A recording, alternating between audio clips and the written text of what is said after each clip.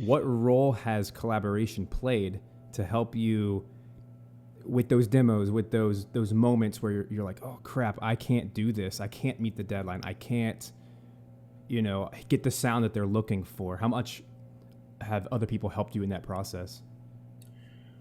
I have an engineer.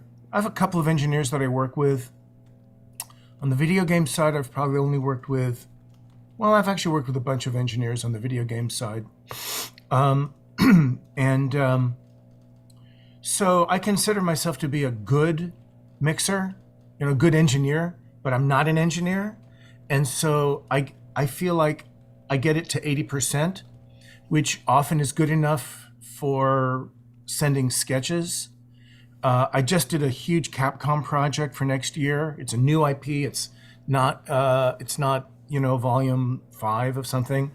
And the music was so insanely complicated that I definitely worked pretty closely with my engineer.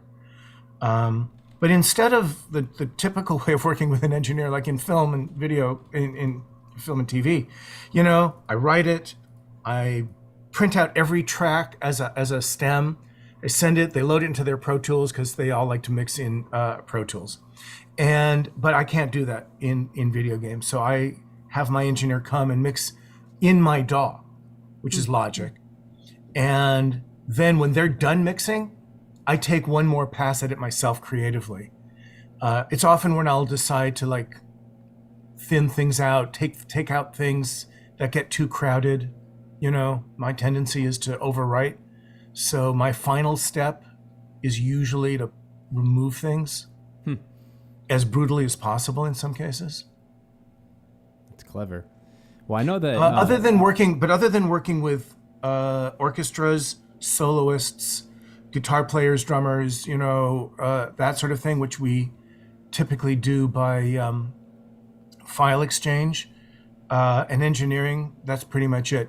I mean, on the games that I've collaborated on, quote unquote, I write my cues and they write their cues, and we don't really write together. Although we'll give each other feedback.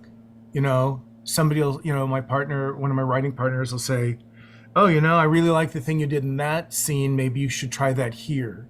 So, it's nice to have that kind of camaraderie creatively to say, what if?